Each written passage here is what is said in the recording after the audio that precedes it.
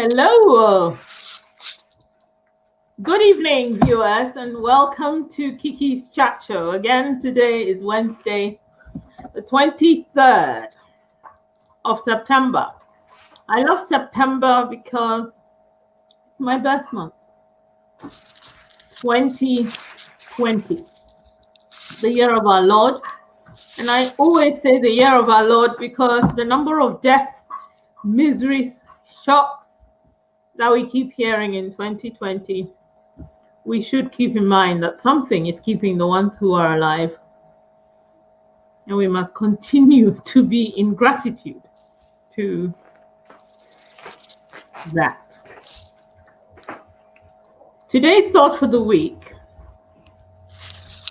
is do the best you can until you know better. Then, when you know better, do even better. That was said by Maya Angelou. Do the best you can until you know better. When you know better, do even better. It looks like a tongue twister. It sounds strange, but that is what it is. My guest today is a Hiplife legend. Highlife. Is it Highlife? Highlife. Highlife legend. And I know his full name. Everybody knows him as Ben Brako, but I know him as Bernard George Kobna Brako. Wow.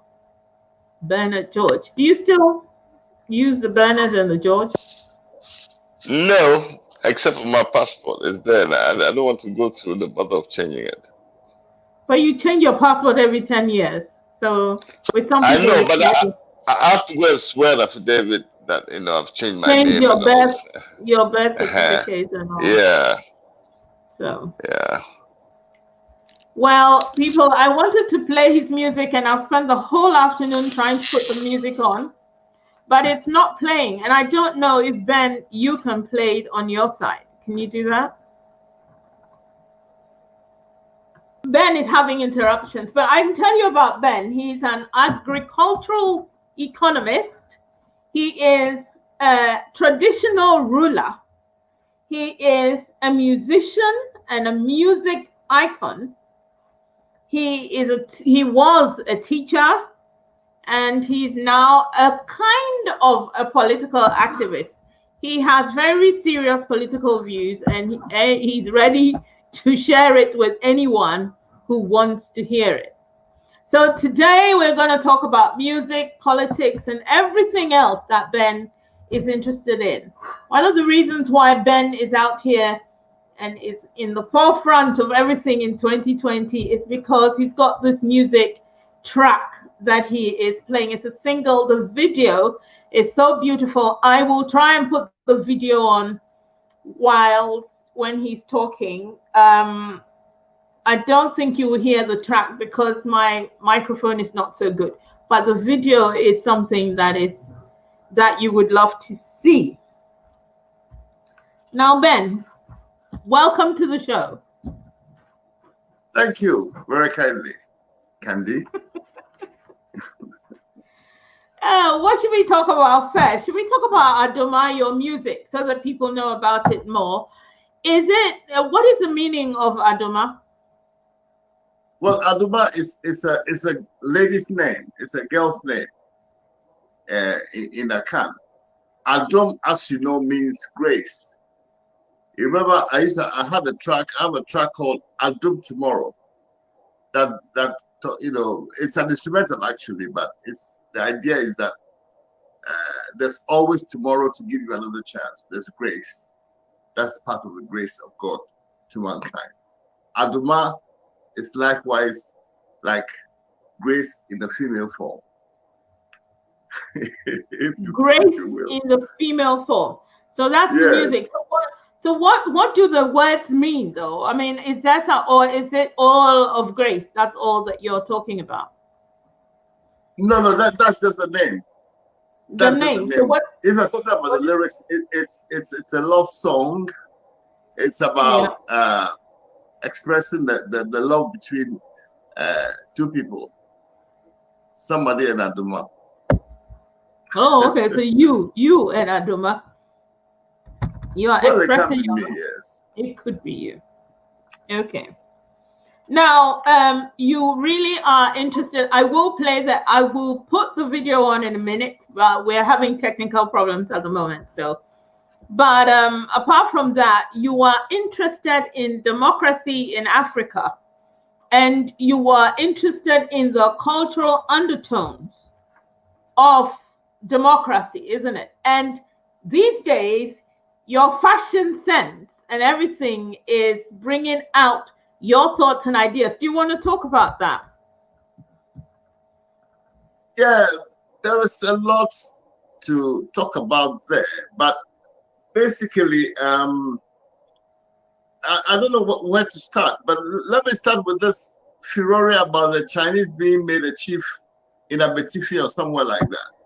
Okay, I would have asked you about it. Yeah. Sorry? Yeah, I was going to ask you about that, so that's fine. Yeah, but you can talk about it now. Yes, and I'm saying that yes, people have. I think the only legitimate reason people have to criticize it is because apparently the chief is in business with the real chief of the place is in business with this Chinese guy, and they're cutting down these trees that are supposed to be preserved, and shipping them to China. And we've had the same kind of issue before. So I mean, this seems more like a reward for the chief's business than whether it is beneficial to the people of the area themselves. And I've heard a few of them complain that it's not fair, because even sometimes when they're looking for land for development, they don't get it, and then the Chinese comes and gets everything. But it's also part of the impoverishment of the whole chieftaincy system that's making them do all these silly things. But I believe that the citizens have a right to distrust the chief if the chief is mortgaging the future, the prosperity of the future of their progeny. In other words, like the country is doing, we're borrowing so much that our unborn children are going to end up owing so much.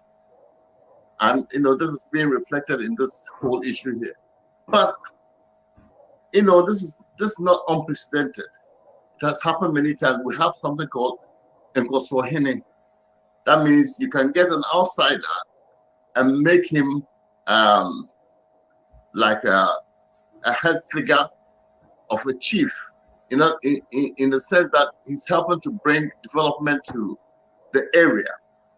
It can even help. It can be a Ghanaian, it can be anybody. It has happened so many times in the past. So that is not unprecedented. But what gulls me a bit is the fact that even the governance system that we're using in Ghana is a borrowed system. You understand? And it's a system that is not serving our people.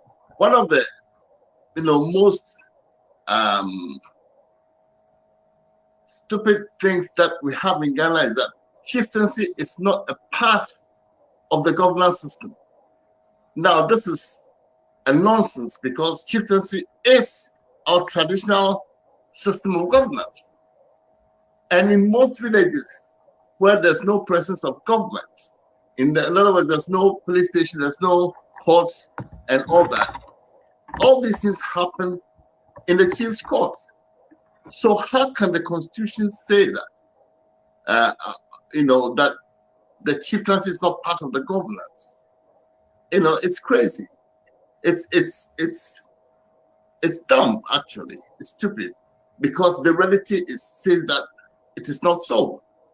And we have to recognize what is real and what is not. You understand? Okay, now when the colonials came, before we all had our areas and there were the overlords, chiefs, kings, etc. But when the colonials came and drew the maps, they were making deals, or they tried to set up governors and people who then were the intermediaries to the chiefs, and were slowly trying to undermine the chiefs so that everything happened at the seat of government, which is what we have now. We have a system where we have ministers, presidents, whatever. Now, is it that you are trying to instigate that chiefs are now more powerful in their areas? Is that what you want? I'm saying that chiefs should be a part of the governance. They are really a part of it, but they don't have the arms, the power base to enforce it, within the modern system. Because, I mean, really, when you think about it, the government itself is bogus. The constitution is bogus. Why?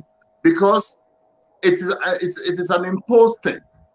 Who gave them the right to write this constitution? On what basis did they have the right to impose such a constitution? It is only legal because it is enforced by armed forces. That's all. But it's not legitimate. Legitimacy is the chiefs and people, and that is what ought to be obtaining. But we leave all this, and then we're making a whole storm in a teacup about a Chinese being made a chief. I don't think that it makes sense. So, I mean, if you call it a storm in a teacup, then you're saying you have you are a chief in your area, for example. And yes. And so you don't mind an Nkoswahini coming from Russia to come and help, with the Nkoswa business in your area. I don't want one in my area. Well, let's put it this way. Sometimes, somebody that is not part of your family, but comes into the family and is more helpful than the people in the family themselves. It happens. It's not a strange thing. And I'm not saying that it's something that should be encouraged. But if in a particular case it is useful, why not? But helpful in what way? Because in the sense that we've got. Go on. We've got a chief who is allowing a Chinese man to come and become an Nkoswahini in his area, a chief also installed, being carried by Black people. People were depicting it as this is a time when the white people came and they were allowing, and all of that. It was also bringing in ideas of the new type of slavery.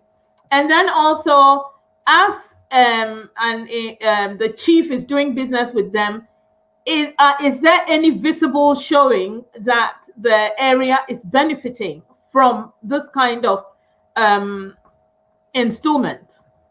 Yeah, okay. Let me break this down.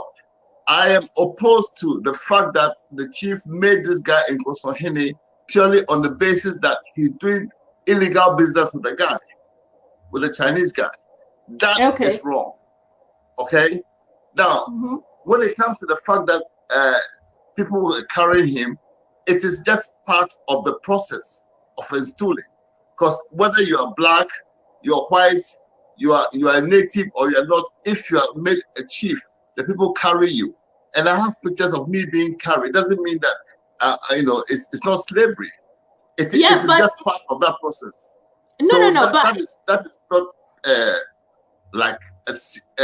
it's not depicting subservience. But if you are being carried, you come from there. That is you, and this is our custom. But if a white man or a Chinese man, now there are other implications. The Chinese don't like us. Black people are being persecuted, killed, attacked in China. Why is it that we are we are accommodating them. That is the question. And now, for you, I ask you these questions because you are fighting the corner of the African. You are constantly talking Precisely. about how we should Precisely. be helping Precisely. ourselves, etc. Why are you making excuses for them? Why are you saying this? Because I'm not making excuses for them. I'm saying that I'm opposed to this particular one purely because it is a personal interest thing for the chief, and it is not something meant for the area. And the young men and people in the town are condemning it for that very reason. So if the citizens are not happy about it, then it's wrong. But the fact that it's Chinese just happens normally would be just a coincidence, because we've had white people do that and nobody complained. I mean, whites who have enslaved us all our lives, we love them more than Chinese. I mean, they hate us equally or even worse. But I mean, that is another whole matter. It is not an issue of, for me, it's not an issue of whether it's a Chinese or not. And even if it's a Chinese issue, it's whether that particular person has the right sentiment and passion for the area or not. Okay? So, yeah, that is not really the issue.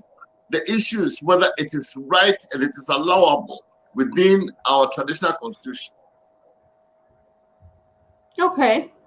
Now, the other question, this is questions from your fans actually, and someone has just sent me a message saying, what are your thoughts on Kwame Nkrumah's concept of the African personality? Where are we with his thoughts? Is this what he wanted for us to do? Yes. I think that the sentiment, is right in the right place. But one of the things that I do not understand about Pan-Africanism and the African personality is that it seems to be trying to project Africans as, equals to Europeans, and therefore, that they are emancipated. Okay, because it seems to want to do away with the culture, and the fact that, even the whole developmental agenda of countries in Africa is not based on tradition and culture, for me, spells, the wrong thing totally. You understand? So, yeah. The idea that because you can wear a suit and, go to Buckingham Palace or sit as head of the UN, therefore Africans have advanced, it's for me a non-starter. That is not the issue. I think that when the president of one of the countries in Southern Africa dressed in very local costumes and went to the UN and sat there, in very traditional costumes, that is emancipation, because he believed in himself, he believed in his culture and his tradition, and he went into an international forum, with that mindset that he's nobody's ape. He's not going to go and wear a suit just because he has to go to the UN. He's wearing what his people know and what they are comfortable with. You understand? So, I mean, there's issues there which, for me, are unresolved. But are you saying just the clothing is the African personality? Because that is not just what Nkrumah meant by African personality. We are different. And we are different in thought, word, and deed. We act differently, we think differently, and we dress differently. So that going to the UN. Okay, I agree with that. I agree with that. What I was saying, the proviso is that, therefore, we have to live by our culture and be able to involve all our people. And if anything, we use modern systems to modernize our system, but we have to go by our system, because a lot of our people are being left behind just because they don't speak English or just because they didn't go to a good school, that kind of thing. And for me, that's a nonsense. The fact that even the constitution we're running doesn't suit us, and our president our MPs are not responsible to the areas. It's become a money game, you know, and it's totally non-beneficial to us. In fact, it's beneficial to outsiders. So those are more the relevant issues. That what are we doing? But why do you have to learn a foreign language to get educated? You know, why? Why is our national anthem in English? You know, what makes you independent? Is it because you can be the way the white man wants you to be, or because you believe in your own culture heritage. And life and style? Yeah, heritage. Yes. Yeah. Well, so what Nkrumah said about our African personality, you think it is even more so relevant, basically. You think in this day and age, this is the time. If that is so, how do we change it? How do we bring it to life? Because now, most people are Anglophiles. It looks like the English have won, unless we do something radical. And a lot of people who go against them, nasty things happen to them. So how do we then work this out? How do we change it? Because people always ask this. We don't have to change. We don't have to change anything. We have to rather be ourselves. What I'm saying is that, for instance, we have a traditional system that works. There's something, for instance, called candykisseih, okay, which is practiced by Ashantis, and it's a brilliant system. You know what? Like every like month or so, or how many weeks, I don't know, but all the responsible Sunday, one Sunday in a month. Yes, one Sunday in a month. All of them come to the Ashanti Palace to report what is going on in their area. Okay? By this system, anything going on in the whole of Ashanti can be known by the Ashanti, and then any issues are brought up, any harvest, he gets his share. That is how taxation works in the traditional sense. And it's a beautiful system because it is a natural monitoring system for the area. Okay, so you cannot have, for instance, a Chinese coming there and digging up the rivers and dirtying the waters without the authorities knowing about it. Or you can't have one stupid chief, because of greed, doing things that go against nature, and the whole people without the higher authorities knowing about it. Okay, and I mean, we have to institute these systems because they work for us naturally. You understand what I'm saying? There are so many things that are going on, and we're trying to use systems that don't suit all our people. It suits only, it's like as if Ghana is for only those who can speak English. The elite. And, the rest, can either come with us or not. It doesn't matter. That's not real. Wow. That's very interesting, because this is an argument where I think we need more people to. How are you going to have a discussion? Are you going to go to Parliament? What are you going to do to get people to? Because we can't just talk into the ether. We need to. No, it's very simple, Candy. You know something? I'm saying that the constitution is bogus. The governance system is wrong and is actually illegitimate. I'm saying that why do we have chiefs? Why do we have the Asantehene? It's because the people have reposed their faith and power in him, and they believe in him. So they should take up their mantle and work with modern systems to run their areas, properly. And a lot of times, if they don't do anything, nothing happens, except that somebody will come and take the area up just to exploit resources. You can look at a case like Obuasi, how much gold has come out of Obuasi. But look at Obuasi; it's totally underdeveloped. It beggars belief that we were not able to develop the area of Obuasi alone from its own resources. Why? Is that development? Do we want to be a country where like only very rich and affluent people can come and have a great time, and we are just serfs? They dress us in exotic clothes, and we come with a face or something, and amuse the rich and famous. What is that? That's not Ghana. That's not us. We are a community people. Can we have an education system that informs us of our community so that we can solve the problems and issues of our communities?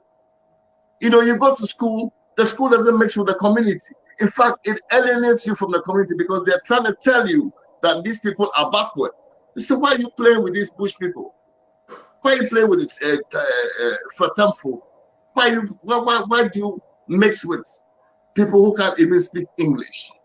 So is that the norm? How can we sit in our own country, our own area, and we're imposing systems from outside because it suits people who came to exploit us? It's a no-brainer. Our people and our systems have to take over. They have to take over because these people they're just imposters. They've been put there to exploit us. They're not responsible to us. Our people do not feel they can hold like their MP to account, but they can hold their chief to account. They can't hold the president to account because they know that the power base of the president is what? It's the armed forces. It's not only the armed forces, because I think people don't even care. They don't really pay attention to the power is in Accra. It's in the cities, and for example, I come from where I come from. I will hold things against the chief, or I will respect him or whatever because he's my child. So the Accra people, they should get on with it. However, it's the Accra people that they are controlling the whole of Accra or of Ghana, but they don't really care about my village. Yeah, that's the point. I mean, it's like, if you have skyscrapers and 8-lane motorways, then Ghana has developed. But look at where people are sleeping. You go to the rural areas, even in the cities, a lot of people do not have housing. And our architects do not know how to use local materials to build decent housing.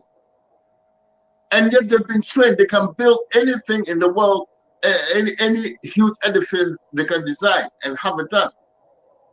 So there's something very, very wrong. We cannot, and we go around pretending that everything is hunky-dory. It's not. But okay, how do we deal with it, though? How do we change it? Because we can all see it, and you are telling us it. So even the people who don't know it are listening to it now. Is there a solution? There is a solution. That's what I'm trying to outline. But you see, you have to have a certain mindset to see it. I'm saying that, the entity called Ghana, it's just an administered area. It cuts through families, communities, and everything. It is not real, okay? It is just something that the whites went and sat somewhere and divided up, okay? But the reality is that we have nations, within these territories, and these nations have to be self-administered. Okay, and when they're self-administered, they've done and lived together for thousands of years. They know how to survive with each other. They know how to collaborate with each other as and when necessary. Okay, but like any household, there'll be some internal fights. Where does that not happen? It happens in the UK, in America, in what do you call it? Spain, everywhere. That there are dissenting, views. So what?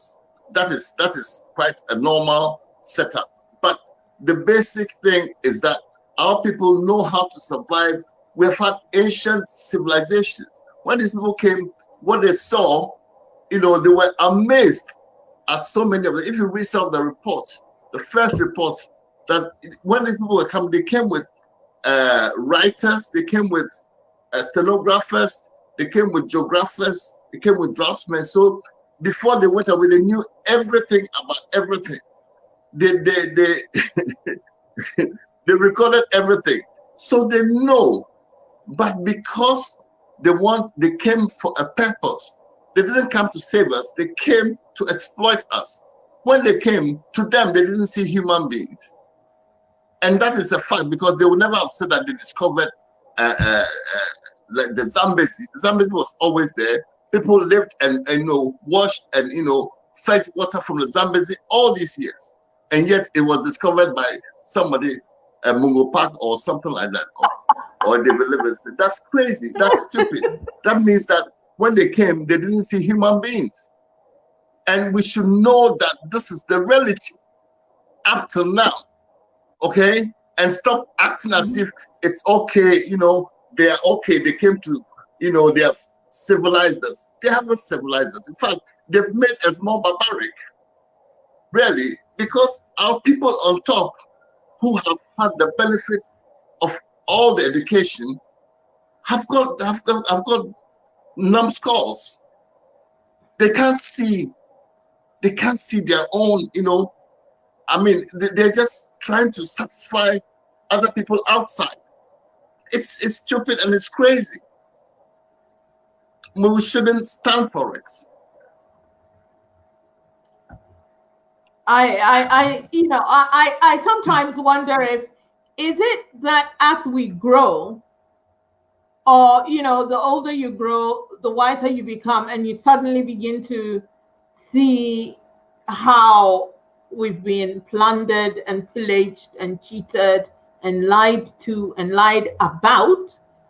Or is this something that you've had in your mind all through your youth up until now? I mean, because now you are talking a lot about these sort of things, which is important, vital, and we need to know about this.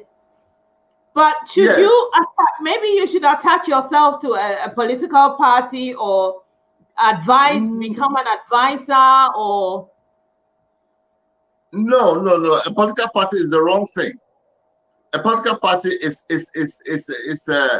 a cabal meant to exploit our resources. It is not real. Okay? They have no basis for this political party. What is the intellectual difference between the political parties? It's just factions that are trying to share the resources for themselves.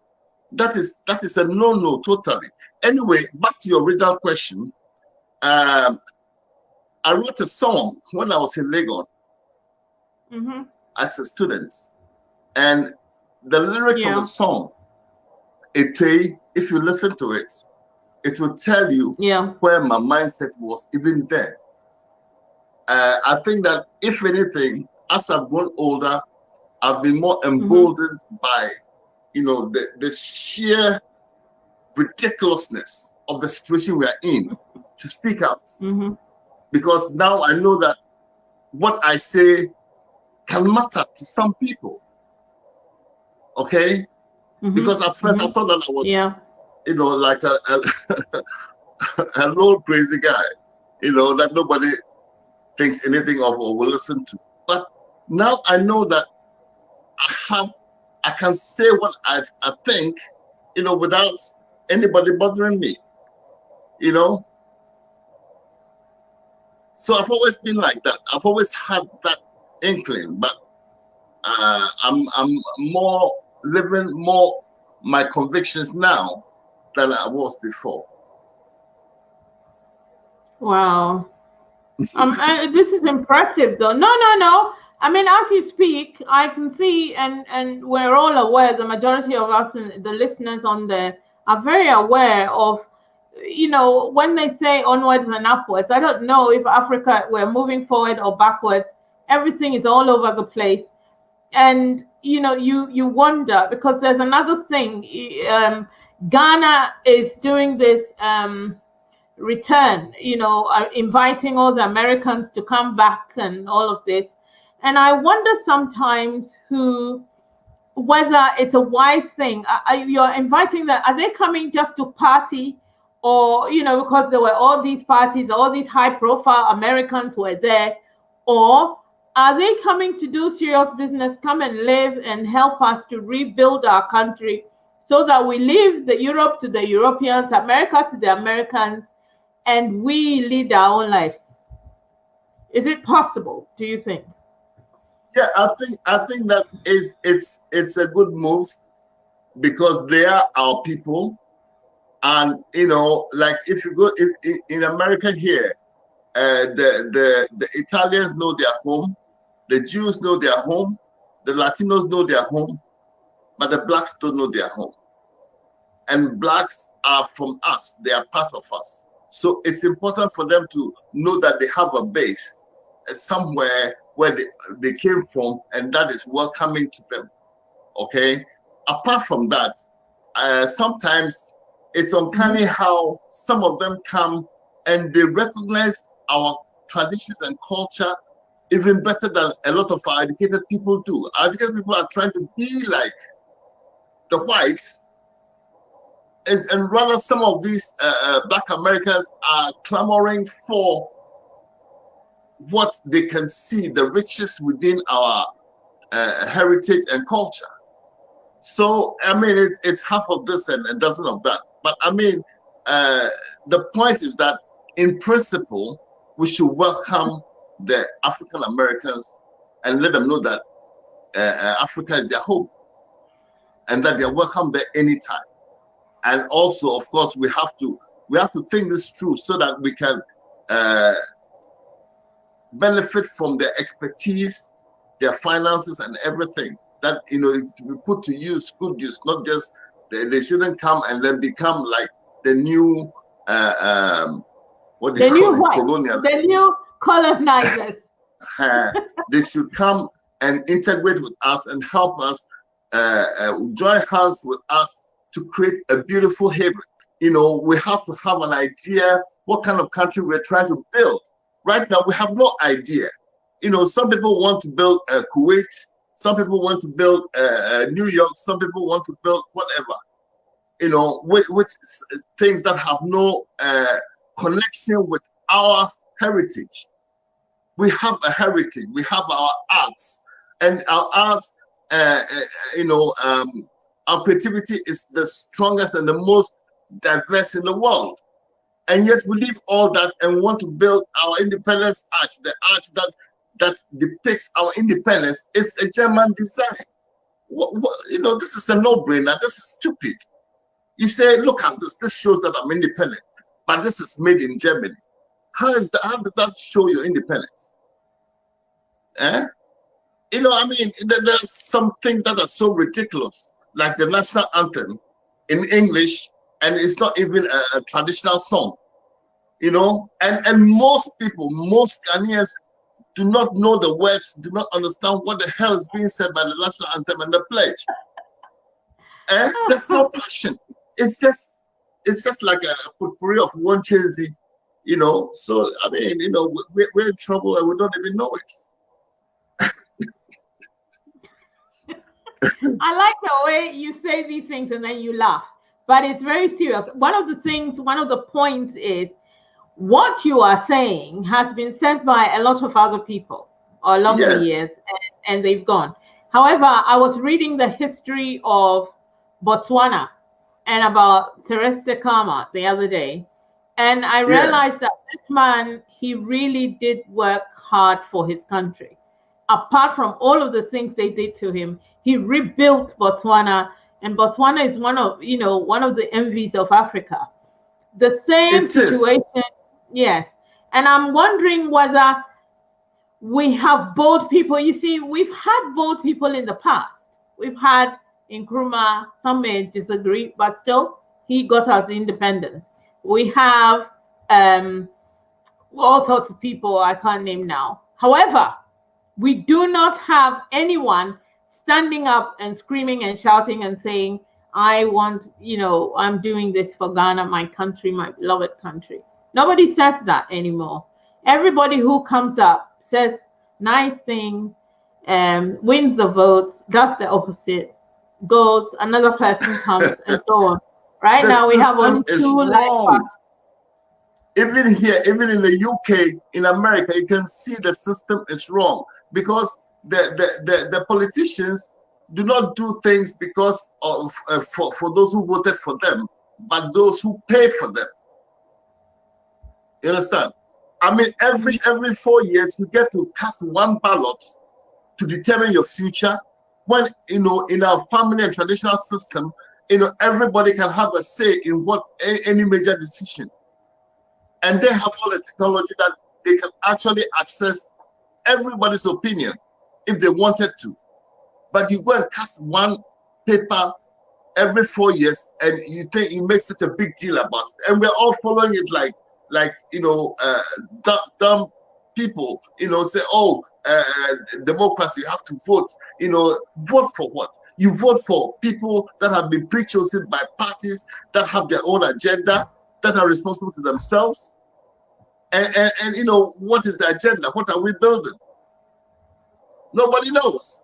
We're just trying to have a good GDP. But we could so whether it means that all our resources are going out and our people have nothing is irrelevant. Okay? So I mean, we don't know what we're doing. Honestly, we don't know. We're just pretending that it's become just a job.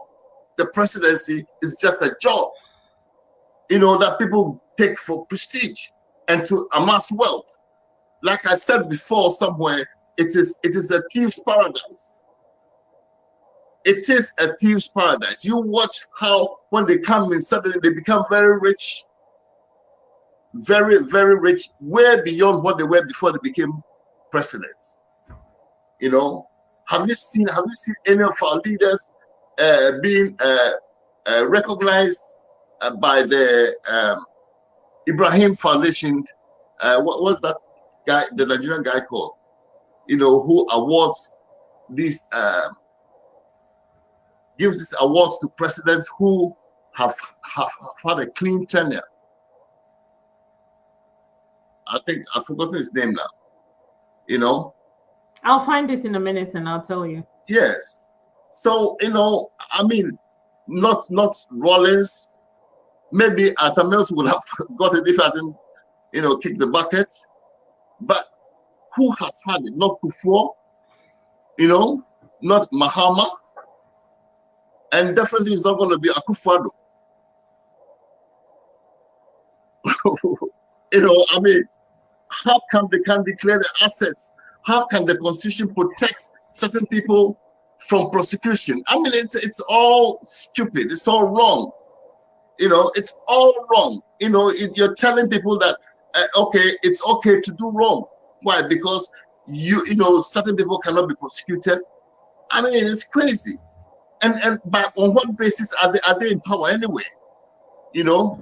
Somebody did a coup and then created a constitution by consulting people that he fancied. And then, that is how we're running our country. We don't have we don't have elders at home. Okay. The foundation is called the Ibrahim Foundation Leadership Fellowship Program. So thank you very much. Yeah, and he gives grants to help people and countries where they've had leaders with no blemish or who've done really well. Thank you. Yeah. And there's something else you mentioned about Botswana. Yeah, Botswana. And the beautiful thing about it is that they have a traditional rulership system. They do. Yes. They do. And in fact, he had so many problems with the traditional leadership, and he because he married a white woman, etc., and then he had to come back. This is how he went into politics. So I think that we should educate our people about our own life. So we should educate our people to. But one of the things which I have a problem with, well, it's not a problem, but it's a question which I don't know if you can answer it, is we are all from different tribes, but we are all proud to be Ghanaians. That's one thing, though. One thing about Ghanaians is we are all proud, and then our issues come after the fact, So how do we, when we talk of culture, tradition, whose culture, whose tradition? Right now, there's an issue going on in Ghana about language. And the trees, the Ashantis are issue, it is some idiots creating a problem where it doesn't exist. Right now, this language issue, I'm telling you that 96% of all business in Ghana is done in tree. Why? Because I can't, there's over almost 50% of Ghana is Akan. So even before the white men came, we were transacting business in tree. It's a no-brainer. In China, I think Mandarin is the language of every Chinese. They have thousands and thousands of different dialects, but the majority language is what is used. It doesn't mean that you have to get rid of the other languages and cultures. Each one is important, and each area has to preserve its own. But the lingua franca has to be something that is practicable. That people transact business with. People deal with it. They can understand. It's part of their nature and their culture. You don't go and speak big English to them and think that you are something.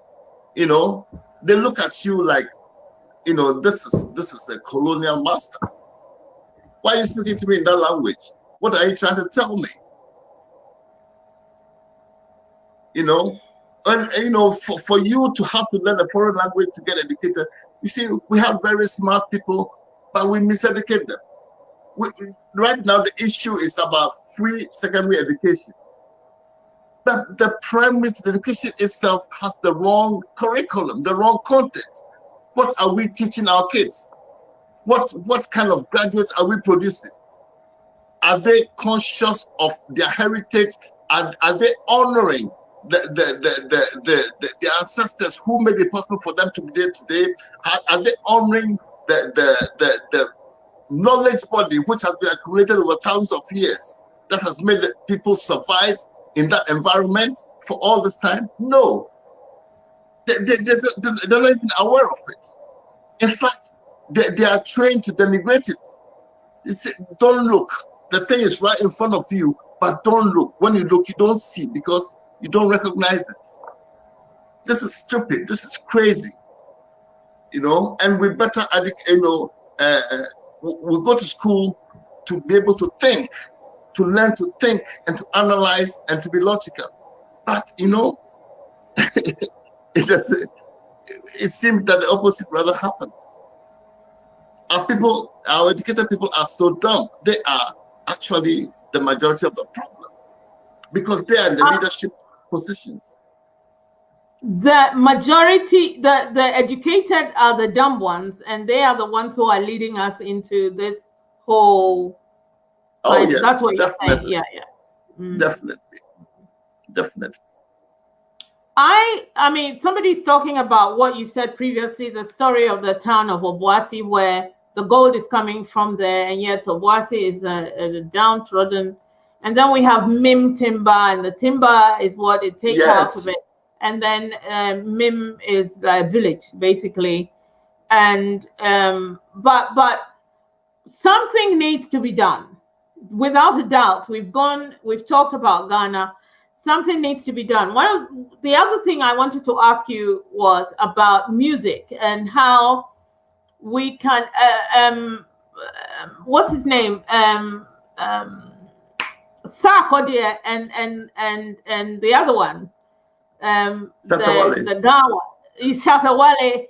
They have started collaborating with people in America, Shatta Wale made a song with Beyonce, and That's everybody was, it was, yeah. And I'm asking it because our musicians, they are not rich; they are the poorest. Whereas in America, the musicians are the rich ones. So how do we then get our musicians also to become as, I mean, we're not talking about rich, but we need to enjoy our own. I'm somebody who, I love Nigerian music, even though I'm not Nigerian. And I'm wondering, how do we marry this? How do we get into the whole appreciate Africa? I'll tell you a small story. I have little time, but I'll tell you. I went to one of the most prestigious schools in Ghana, and I'm proud to say that. However, one of my challenges was I am from a royal family, therefore I am deeply entrenched in my royalty and my tradition and my culture, and I love it up till this day. However, I watch people, for example, you say to someone asks, "Oh, what do you like? What is your favorite meal?" Or we have to write, and people are writing spaghetti, and I'm writing fufu and rice. And so they look at me like, and I'm looking at you. You look at you, jumped up, somebody who just because your father has a little money or he's a little bit educated, you think you're better than me. That is how I used to think when I was in school. I used to look at them and laugh because what is it that embracing the British or whoever influence that you have make you think that because I am proud to be Ghanaian or Krobo, therefore you are better than me? I never understood that. And I don't understand it up until today. But these are the things that we need to educate our children. I'm telling them, I take them to the village, I introduce them to things, and I think they are better for it, as I think I'm better for it. And how do we then deal with it? This is my thing. It's a conflict. For starters, whenever I meet Achimotans, I'm an honorary Achimotan because I taught them, because my parents also went to school there. And, we talk about the keys of the piano, the black and white, and there's a deep philosophy behind that, because the black and white come together to make beautiful harmony. But it's not because the blacks are copying the whites. It's because the blacks are black with whatever it entails, including their heritage and everything. And they come together with the whites with theirs to blend and make harmony. And we forget all about that. Now we're trying to dress the blackies as whites, and that is the stupidity that we are facing, because we go to school and we do not learn about ourselves. We don't know our history. We do not know our history. We know about foreign history and geography and this and that and that and that. And we do not know how to apply our education to our situation, to our communities, to solve our problems. We're just very pompous, bloated, egotistical people who call themselves the elite and educated, and they are leading us down the drain. We are far better than that. We are far, far better than that, and we should recognize that.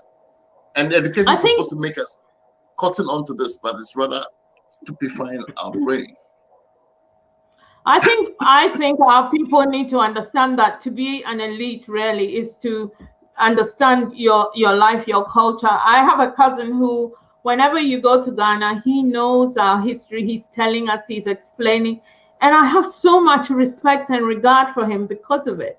And I think this is the thing. This is the response. Somebody saying the responsibility is for parents to instill the pride of wherever it is that they come from in their children. And I think I have so much pride. I'm brimming. Everybody knows where I come from, anyone who knows me. And everybody knows that I don't play with I am the ultimate robot chick.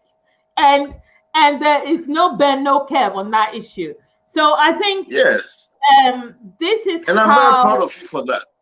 You know, that's one of the things I really, really admire about you. You know, yeah. Really?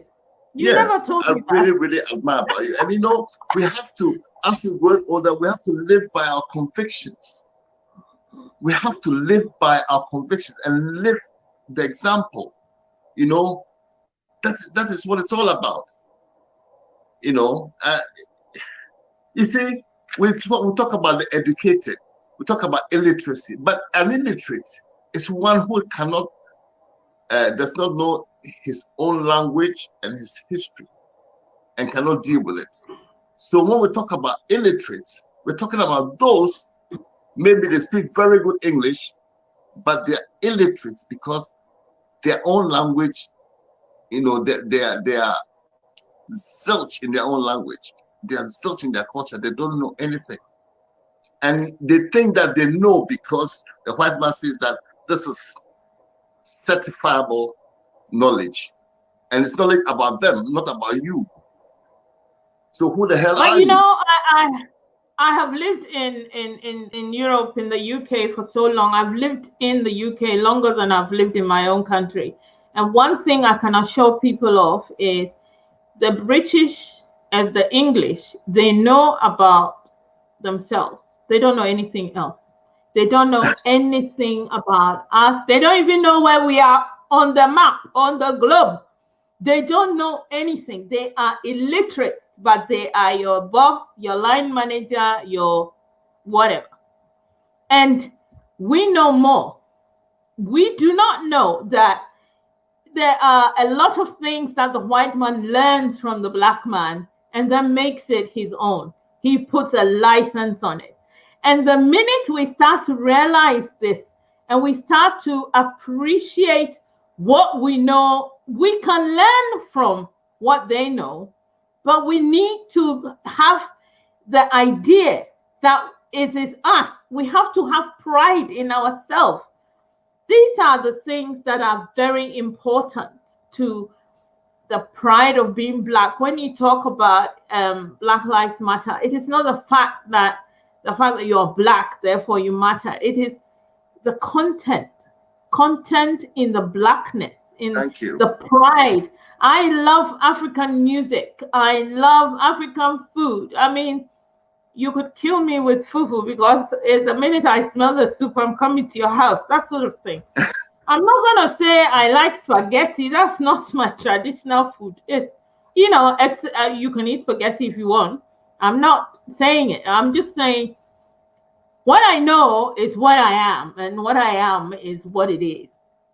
It is what it is. And so it is what it is. It is what it is. Yeah. And so I think, as you said previously also about the Italians, an Italian person teaches their child Italian at home, and yet they go out and they are in the English environment or American environment and everything, but they can tell you that in their country they eat this, in their country they do this. They are Italians, and that's it. You know, we too should appreciate our banku and okra stew, and we should know who we are and not say or be embarrassed, or I think in everything it depends on how you display it. It depends on how you show it. Our time is up. I have only 1 minute. So do you want to say something? I'm going to put your music in the comment section so everybody who watch this will see it, and people will watch it, and I'll put it in the comment section. I will also put it on YouTube. So people, if you're watching this on YouTube, comment, subscribe, and I will put some of the links to Ben's music because I couldn't put it on the broadcast thing, so that you see what we're talking about, some of his politics and all his ideas. In Tree they say obi inye nekasekwa. So he's spoken politics. He said what he said. It's in his music. Believe me, people listen to your music, but they don't realize that you are giving messages which you are now saying it out. And thank you. I've known you for many years, and you've said all this, I know, and I think it is about time that people became aware of there is a message in the music. It's not just listening and dancing to it, but there is a music. There is a method to the madness, and I think that. Yeah, thank you very much for this, giving me this airing, and I really, really appreciate it, and I appreciate it even more because as the hostess, you have a clear understanding, so it makes my job much easier, because you're not challenging me on silliness. Okay, so we're able to take the discourse deep and further, and I applaud you for that. One more was the minute.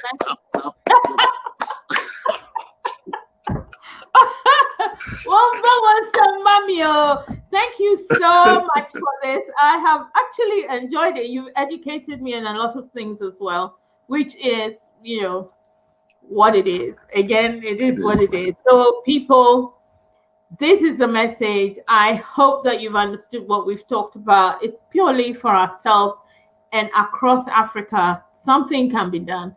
Something should be done. And Ben has a message. Go and listen to the music. I will put it all in the comment section for everyone to enjoy. Thank you so much for this. Bye-bye. Thank you. Bye-bye. It's a pleasure. Bye-bye, people. It's so nice to see you all. Bye.